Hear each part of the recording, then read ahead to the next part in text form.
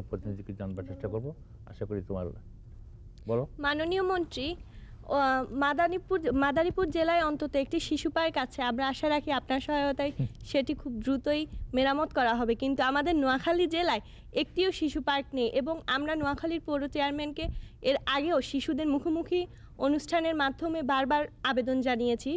উনি 2006 এবং 2009 ফেব্রুয়ারিতে দুইবার করে আমাদেরকে প্রতিশ্রুতি দিয়েছে, কিন্তু এর কোনো ফল এখন পর্যন্ত আমরা পাইনি। এ ব্যাপারে আপনার পক্ষ থেকে যদি কোনো সহায়তা করা হয়। আমাদের পক্ষ থেকে সহায়তা যদিও যে আমার মন্ত্রণালয়ের আওতায় পড়ে না, স্থানীয় সরকারি যে সমস্ত প্রতিনিধিরা আছেন, তো আমি এই ব্যাপারে অনুসন্ধান করব। আমি জানবার চেষ্টা করব যে এটা করার কতটুকু প্রচেষ্টা উনি গ্রহণ করছেন। আমি ফেরদৌসী আক্তার, আসছি রূপগঞ্জ থেকে। আমি ছাত্র, লেখাপড়ার পাশাপাশি কাজও করি। মাননীয় মন্ত্রী, কর্মজীবী শিশুদের জন্য আপনারা যে স্কুলটা বের করেছেন, পঞ্চম সাইকেল পর্যন্তই পড়াবেন, তারপর কাজ শেখাবেন। কিন্তু আমরা যে আরও লেখাপড়া করতে চাই, আপনার কাছে ব্যবস্থা আছে। যারা পড়তে চায়, আমাদের প্রধানমন্ত্রী ঘোষণা দিয়েছেন যারা অসহায় পড়তে চায়। আমার প্রশ্ন হচ্ছে যে আমরা লেখাপড়া কর্মজীবী শিশুদের জন্য হাই স্কুলের ব্যবস্থা গ্রহণ করব। অবশ্যই করব। হাই স্কুল শিশুদের জন্য কর্মজীবী, তোমরা যদি কাজ করো এবং পড়াশোনা করতে চাও, তারও ব্যবস্থা আমরা করে দেব।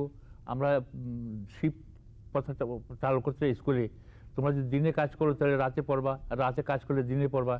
অর্থাৎ লেখাপড়ার ব্যাপারে, তোমাদের শিক্ষিত করার ব্যাপারে সরকারের একটা সুদূর প্রসারী প্রোগ্রাম আছে। আমি মোস্তাফিজুর রহমান মুন্সিগঞ্জ থেকে এসেছি। আচ্ছা। মুন্সিগঞ্জের চরাঞ্চলে প্রায় নদী ভাঙন হয় এবং নদী ভাঙনের কবলে শিশুরাই বেশি আক্রান্ত হয়। শিশুরা পড়ালেখা করতে পারে না, তারা বাসস্থান হারায়, তারপরে তাদের অন্ন বস্ত্রের অভাব হয়, তাই তারা কি করে শহরে আইসা পড়ে, শহরে আইসা পথশিশুতে পরিণত হয়। এখানে আমাদের অনেক প্রতিনিধি বলে গেছে পথশিশুদের কথা। পথশিশুর মানে মূল সমস্যাটা হয়েছে আমাদের মুন্সিগঞ্জে, তারপরে আরো বিভিন্ন এরকম এলাকায়, মাদারীপুর, মুন্সিগঞ্জ, বরিশাল সব জায়গাতে কিন্তু নদী ভাঙে। আপনার উচিত যে প্রথমে ওই মুন্সিগঞ্জের মতো এরকম এলাকার সমস্যাগুলি সমাধান করা, তাহলেই পথশিশুর সংখ্যা কমাতে পারবে। না, পথশিশু কিন্তু তোমার ঠিক নদী ভাঙ্গনের সৃষ্ট না, তা নয়। এটা তুমি বলছো এটা আংশিক সত্য, কিন্তু নদী ভাঙ্গনে অনেক বাড়ি ঘর, কৃষকদের সহায় সম্পদ সব নদী গর্ভে চলে যায়। তো যাই হোক, তোমার কথার দিকে আমার আমি তোমাকে নিরুৎসাহ করতে চাই না। ভাঙ্গন এলাকার শিশুদের পুনর্বাসনের ব্যবস্থা আমরা অবশ্যই মাফ করবেন মাননীয় মন্ত্রী। আমি আমার মোজাম্মেল ভাইয়ার সূত্র ধরে বলতে চাই, গ্রাম থেকে যখন শহরে শিশুরা যায় তখন পথশিশুতে পরিণত হওয়ার কারণ তারা খাদ্যের অভাব, বস্ত্রের অভাব, বাসস্থানের অভাব। আমি যদি একটির অভাবও ধরি, যদি খাদ্যের অভাব ধরি, খাদ্যের অভাবটা হলে ওরা বিভিন্ন মানুষের কাছে হাত পাতার ফলে বিভিন্ন দুষ্ট লোক অথবা পাচারকারী ওরা ফন্দি খোঁজার ফলে যদি এটা পায় তাহলে তারা ওকে বিভিন্ন কৌশলে বাংলাদেশের সীমান্ত এলাকায় অথবা ভেতরে পাচার করে দেয় বা বিক্রি করে দেয়। তাই আপনার কাছে আমাদের সবার অনুরোধ, যাতে বাংলাদেশের সীমান্ত এলাকা এবং বাংলাদেশের ভিতরে কড়া নিরাপত্তা বাহিনী। সেটা একটা সামাজিক ব্যাধি এবং আমাদের দেশে কিছু অতি লোভ লালসার মানুষ যারা আছে, পাচারকারী, শুধু শিশু নয়, বয়স্কদের নিয়েও কারবার করে। তোমরা আদম ব্যাপারে একটা শব্দ আজকাল শুনছো না? মানুষকে পাচার করে দিয়ে অর্থ লোভ করে, এই সমস্ত লোক কিন্তু আমাদের সমাজে আছে। তো তোমার সাথে আমি সম্পূর্ণ একমত। সীমান্ত পাহারা বাড়ি যে আমাদের শিশুদের রক্ষা করা এবং ওই মানুষ যাতে পাচার না হয়, শিশুরা যাতে অত্যাচারিত নয়, তার দিকে অবশ্যই আমরা নজর রাখবো। মাননীয় মন্ত্রী, আমি একজন শিশু প্রতিনিধি। আমি একদিন নীলক্ষেত নামক একটি বাজার করতে গিয়ে দেখি মানুষের জন্য ফাউন্ডেশনের লোকেরা শিশুদের যাতে ভিক্ষাবৃত্তিতে ব্যবহার না করা হয় সেই জন্য মানববন্ধন করতেছে। কিন্তু আমাদের এলাকায় কিছু সংঘবদ্ধ লোক আছে যারা অসহায় শিশুদের দিয়ে ভিক্ষা করে এবং নিজেরা উপার্জন করে। যদি ওসব লোকেদের কড়া শাস্তি না দেওয়া হয় তাহলে এই মানববন্ধনে কোনো সুফল পাওয়া যাবে না। তাই আপনার কাছে অনুরোধ, যাতে এইসব সংঘবদ্ধ লোকদের শাস্তি দেওয়া হোক। সংঘবদ্ধ লোকদের চিহ্নিত করে বের করে আনাতে আমাদের সাহায্য করো। তোমাদের কাছে আমার অনুরোধ থাকবে, এই যারা এই সমস্ত অপকর্ম করে, আমরা কিন্তু ভিক্ষাবৃত্তি নিরোধ করার জন্য সংগ্রাম চালিয়ে যাচ্ছি, কিন্তু তাদের পুনর্বাসন না করার তাহলে তো ভিক্ষাবৃত্তিটা করবেই। তো বিভিন্ন পথশিশু এবং যারা সত্যিকারের ভিক্ষুক, এখানে কিন্তু আবার অনেক নকল ভিক্ষুক আছে। তুমি যে কথা বলতেছিলে যে কিছু সংখ্যক লোকের জন্য তারা ভিক্ষা করে, তো ওদের চিহ্নিত করে ভিক্ষুক যারা আছে তাদের আমরা পুনর্বাসনের ব্যবস্থা করব। আর ছোটোমণি যারা ভিক্ষা করে তাদের শিশু পরিবারই নিয়ে তাদের লেখাপড়া করার ব্যবস্থা করব। মাননীয় মন্ত্রী, আমি নির্জনার কথার সূত্র ধরে বলতে চাই। নির্জনা যেমন বলেছে ওর মাদারীপুর জেলখানায় শিশু এবং বয়স্কদের একই কারাগারে রাখা হয়, কিন্তু আমি বলতে চাই একটি শিশু যখন অপরাধের সাথে জড়িয়ে পড়ে, থানার আইনের লোক থেকে শুরু করে কারারক্ষী পর্যন্ত কারারক্ষী দ্বারা সে নির্যাতিত হয় এবং বর্তমানে বাংলাদেশ কারাবিধি আইন অনুযায়ী একটি শিশুকে যা সেবা দেওয়া হচ্ছে এতে তার দৈহিক বৃদ্ধি এবং মানসিক বিপর্যয়ে বাধা দেখা দিচ্ছে। মাননীয় মন্ত্রী, আপনার কাছে আমার প্রশ্ন, কারাগারের ভিতর থেকে ছাড়া পাওয়ার পর একটি শিশু যাতে সুন্দর জীবনে ফিরে যেতে পারে এবং নিঃসন্দেহে জানতে পারে, সেজন্য কি জীবন দক্ষতামূলক কোনো প্রশিক্ষণের ব্যবস্থা বাধ্যতামূলক করবেন? তুমি জানো যে আমাদের টঙ্গীতে একটা বৃহত্তর ঢাকার আশেপাশে মিরপুরে এবং আমাদের চট্টগ্রামে, সিলেটে, কক্সবাজারে এবং প্রায় প্রতিটি জেলা সদরে শিশু সংশোধনাগার, তুমি যে কথাটা বলতেছিলে, যারা হয়তো বিপদগামী হয়ে হঠাৎ কারাতে চলে গেল, তারপরে একটা সাজা হয়ে গেল, তাদের একটা মানসিক দ্বিধাদ্বন্দ্বের সৃষ্টি হয়, ওদের আমরা ওখান থেকে উদ্ধার করে এনে লেখাপড়া করার ব্যবস্থা করার সহ জীবনে প্রতিষ্ঠিত হওয়ার সুযোগ করার জন্য বিশেষ প্রশিক্ষণের ব্যবস্থা আমরা করতেছি এবং এইভাবে এই জাতীয় প্রতিষ্ঠানগুলো কাজ করে যাচ্ছে এবং ছেলেদের জন্য আলাদা, মেয়েদের জন্য আলাদা। সেখানকার একটা এর কথা বলতেছে সেখানকার বর্তমান পরিস্থিতির উপর। সেখানে দেখা গেছে যে আমি যতটুকু দেখতে পারছি যে কোন প্রতিষ্ঠানের?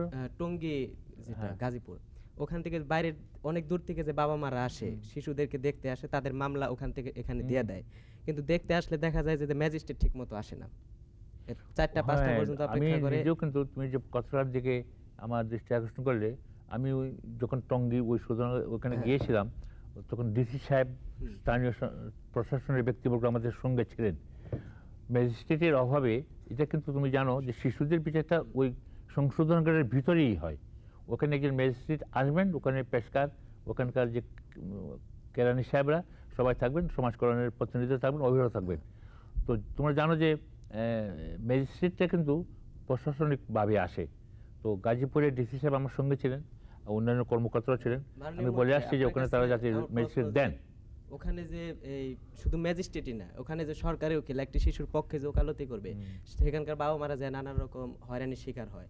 এই যে গাজীপুর থেকে যে উকিল এনে যে শিশুর পক্ষে করবে, তারা অনেক টাকাই করে, আর এদের অধিকাংশ গরিব, তারা কোনো কথা তাদের পক্ষে বলার মতো কোনো লোক থাকে না। তো আসলে উকিলদের আনার কোনো প্রয়োজন নেই। ওই বিচারটা যে হয় না, ওই বিচারককে বলেই দেওয়া হয় যে উনি শিশুদের মুখ থেকে শুনে, স্থানীয় যারা ওখানকার তারা ম্যানেজ করে, ওদের কাছ থেকে শুনে ওদের বিচার করে। শিশু আইন একটা বিধান আছে, ওখানে উকিলের অত প্রয়োজন নেই। তবু অনেক অভিভাবক মনে করেন আইনগত সুবিধার জন্যে আইনজ্ঞ নিয়োগ করলে বোধহয় ভালো হবে। মাননীয় মন্ত্রী, সাতক্ষীরার অনেক শিশু জেলে যাওয়ার কারণ হলো তারা অসামাজিক কাজে লিপ্ত হচ্ছে। এই অসামাজিক কাজটি হলো তারা বাংলাদেশ থেকে ভারতে এবং ভারত থেকে বাংলাদেশে বিভিন্ন পণ্য আদান প্রদান করে, কিন্তু তারা টাকা পয়সা উপার্জনের জন্য করে এবং তারা খুব গরিব। যদি তাদের এই কাজকর্মগুলো বন্ধ করে দিয়ে জেলে রাখা হয়, তাহলে তাদের পরিবারগুলো কিভাবে চলবে এবং তারা জেলে রাখবো কেন? তাদের জেলে রাখবো না। তুমি যে কথাটা বলতেছো সঠিক। ওখানকার চুরা কারবারিরা শিশুদের এই সমস্ত মাল পাচার ব্যবহার করে, মহিলাদের ব্যবহার করে। ওরা কিন্তু যারা শিশুরা কাজ করে, ওরা কিন্তু ব্যক্তিগতভাবে এই ব্যবসার সাথে জড়িত না, ওরা একজনের পক্ষে কাজ করে। তো ওই কাজটাই অপরাধ, ওটাকেই সমূলে নষ্ট করতে হবে।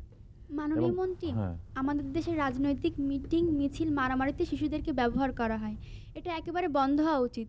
এ ব্যাপারে আপনি কিছু করবেন না? হ্যাঁ, আমরা তো শিশুদের যাতে রাজনৈতিকভাবে ব্যবহার করা না যায় সেটা তো আমরা আগ থেকেই বলে আসছি। শিশুদের জন্য আমরা বিশেষ আইনও প্রণয়ন করেছি। শিশুরা যাতে নিরাপদে থাকে, ভালো খেতে পারে, সুষ্ঠুভাবে লেখাপড়া করতে পারে, সুন্দর জীবনযাপন করতে পারে, সে দরিদ্র হতে পারে, কিন্তু তার জন্য সরকার তাকে সাহায্য করবে। আপনার কাছে আমার আরেকটি প্রশ্ন, যে বাংলাদেশে অসংখ্য সমস্যা আছে, কিন্তু তার মধ্যে বড় সমস্যা হলো যে মেয়েরা যখন রাস্তায় চলাচল করে তখন কিছু বাজে বখাটে ছেলেরা তাদেরকে উত্ত্যক্ত করে। এতে মেয়েরা স্কুল কলেজ যাওয়া এক পর্যায়ে বাদ দিয়ে দেয়, ফলে তারা নারী শিক্ষা, যেটাকে বলা হয় নারী শিক্ষা থেকে তারা বঞ্চিত। সামাজিক অভিশাপ। তুমি যে কথার কথা বলতে চাও, আমি তোমার সময় বাঁচাবার জন্য তোমাকে সাহায্য করছি যে এই যে অবস্থাটা, এটা কিন্তু একটা সামাজিক ব্যাধি। এটা আমাদের দেশে এই বখাটে ছেলেরা স্কুলের মেয়েদের যাওয়ার পথে আসার পথে উৎপাত করে, অত্যাচার করে, এতে অনেক মেয়েরা আত্মহত্যা করছে, অনেক অভিভাবক ছেলেদের মেয়েদের স্কুলে পাঠান না। এটা আমাদের সমাজের একটা অভিশাপ। এর থেকে মুক্তি পাওয়ার জন্য তোমরা সচেতনতা সৃষ্টি করার জন্য লেখাপড়া করবে, কাগজে লিখবে। তোমাদের মঙ্গল কামনা করি, শুভকামনা করি। তোমাদের অভাব অভিযোগের কথা শুনলাম, তোমাদের তোমাদের কথাবার্তা শুনে মনে হলো যে তোমরা সমাজ সম্বন্ধে ভাবতে শিখেছো, তোমাদের এলাকার সম্বন্ধে ভাবতে শিখেছো। মাননীয় মন্ত্রী, আপনাকে অসংখ্য ধন্যবাদ। আপনি আমাদের এখানে এসেছেন এবং আমাদের বিভিন্ন শিশুদের কথা শুনেছেন, সমস্যাগুলো শুনেছেন, আর আমরা আশা করব আপনি এই সমস্যাগুলোর সমাধান অতি শীঘ্রই করবেন। দোয়া করো, ইনশাল্লাহ আমাদের যতটুকু চেষ্টার ত্রুটি হবে না। শিশু কল্যাণের জন্যে সামাজিকভাবে যে দায়িত্বভার আমাদের হাতে আছে তার সম্পূর্ণ ব্যবহার করে তোমাদের শিশুদের সমাজে পুনঃপ্রতিষ্ঠিত করে তোমরা যাতে ভালোভাবে লেখাপড়া করতে পারো, ভালোভাবে কাজ করতে পারো, ভালোভাবে সমাজে প্রতিষ্ঠিত হতে পারো, তার জন্যই তো এই সমাজ কল্যাণ মন্ত্রণালয়। আমরা তোমাদের জন্য কাজ করে যাব। দর্শক মণ্ডলী, আগামী মাসে আমরা আবার আপনাদের সামনে উপস্থিত হব দেশ ও জাতির কাছে দায়বদ্ধ অন্য আরেকজন ব্যক্তিকে নিয়ে। আজকে এখানেই শেষ, আগামী পর্ব দেখার আমন্ত্রণ রইল। আমি বাঁধন, আমি তমা, আপনাদের কাছ থেকে বিদায় নিচ্ছি। তবে বিদায় নেবার আগে আমরা আমাদের সেই প্রিয় গানটি গাইতে গাইতে বাড়ি যাব। আমরা সবাই রাজা আমাদের এই রাজার রাজত্বে, নইলে মোদের রাজার সনে মিলব কি শর্তে। আমরা সবাই রাজা, আমরা সবাই রাজা আমাদের এই রাজার রাজত্বে, নইলে মোরা রাজার সাথে মিলব কি করে। আমরা সবাই রাজা।